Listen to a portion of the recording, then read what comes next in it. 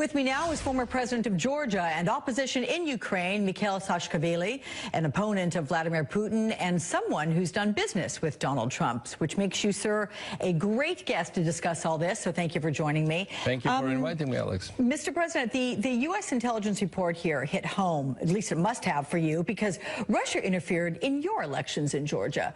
What kind of similarities and contrasts do you see between what Putin did in the U.S. and what he did to you? Yes, Russia did interfere not only in Georgian elections, but in Ukrainian elections, in a number of Baltic countries' elections, generally in Eastern Europe. And the way they did they spread all kind of fake news. They intercepted our phone calls and uploaded them through their sites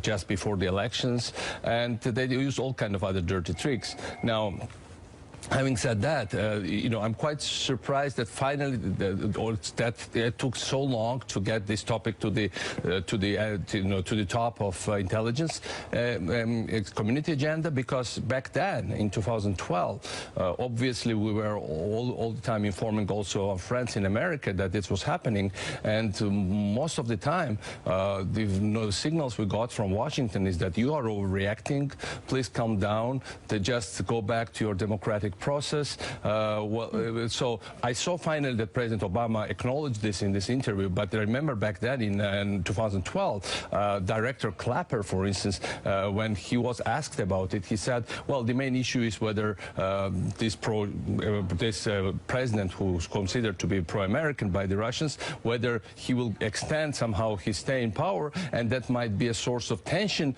with Russia. And he never mentioned anything about these hacks or intrusion of Russians into elections. So back then they didn't notice elephant in the room. So for me it's a little bit strange to observe that now it's a big issue. Yeah. But better late than never, of course. I can about imagine it is very troubling for you. Knowing Vladimir Putin as you do, just how involved would he be in something like this? I mean, did he order it and then step back, or would he be directing day-to-day operations? Well, I'm sure he's directing day-to-day operations, no doubt about it.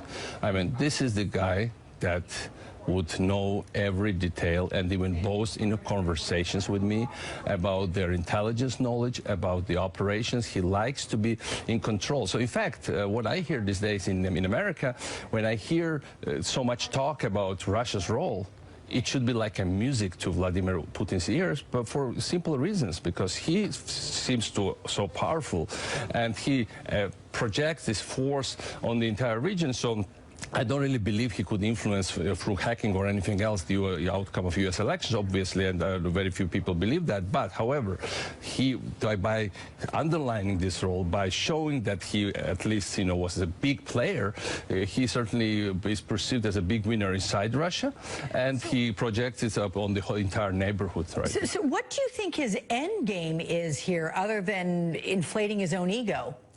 Well, I think we should understand what kind of guy this is. The problem here is that we'll have, I guess, within a couple of months after President Trump's inauguration, their meeting. And I had many meetings with Vladimir Putin, and more than 30 in my memory, and certainly I had many meetings with President-elect Trump, and I worked extensively with President-elect Trump. Now, despite what people might believe, I don't think Donald Trump would be such a comfortable. First, I mean, Putin measures everybody by their characters. That's his way, and of course, character is decisive here. And I think that Donald Trump would be a very tough nut for him to crack, for obvious reasons. But first of all, this is let's acknowledge it, phenomenally talented man, Donald Trump. We saw it during the election campaign. I knew it before. And Putin doesn't like people who are talented. He doesn't really like people who are spontaneous, who can really react very fast to situation. Putin likes people who are predictable.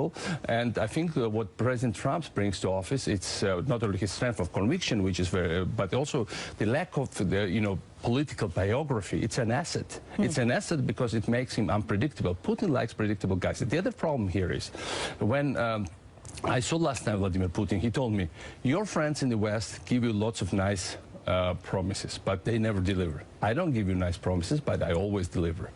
The impression someone could get for the last several years, it was that, sometimes words coming from our allies and also from the United States in perception of Russia were not matching their deeds. And what we really need now is that we need to, we need a measured approach to Russia. We need obviously any new president gives benefit of the doubt, but I think there is already experience. Like Putin lived through 4 U.S. presidents. He started with Clinton, he went through Bush, he went through Obama, and he thinks that he can outlive them all and be eternal. I hope my prediction would be he would not outlive President Trump, outlast President Trump for many internal reasons for the Russians, but also because it will be hard to, for him, the main thing is that if America projects force, if America has this idea that that America will approach him in a measured way, without emotions, especially emotions of fear, but in measured but firm way, that's going to do its trick. That's going to have a result. I'm curious, you've known Donald Trump for a couple of decades now, so why do you think it's so hard for him to accept the findings of the U.S. intelligence community? Well, what he accepted, obviously, that the U.S. cyber defense should be strengthened, that this is an important outcome. And this is true that there is these threats come from not only Russia, but they also come from some actors in China or some other places. And this is a much wider issue than just Russia. I think eventually when they come together and when President-elect Trump comes into the office and he confronts these issues, I think the qualities he possesses, which undoubtedly are very helpful in this situation, being firm, man of his conviction, man of in good way, a very ambitious man, and that's good because you need somebody who cannot be manipulated and who cannot be intimidated. What I remember from Putin, I mean Putin, especially during first meetings with everybody, with small country leaders and big country leaders, likes to intimidate and likes to dominate. I don't think Donald Trump is a good person for being intimidated and dominate at all. So that's already creates a huge problem for my old acquaintance and for Vladimir. And from that standpoint, I think we are in good shape here, and we just need to. I think there will be more and more information coming, and I think President Trump is smart enough to analyze them well. Just anybody had given benefit of the doubt from the beginning. That was why no president had done otherwise for all this tenure of Vladimir Putin. So, but it's one thing when you give benefit of the doubt. The other thing, if you just succumb to these pressures, and I don't think President Trump is going to do that. It is going to be extremely interesting to watch the relationship development between these two leaders. Meantime, former president of Georgia and opposition Ukraine, Mikheil Saakashvili, thank you so much, Mr. President, for your time.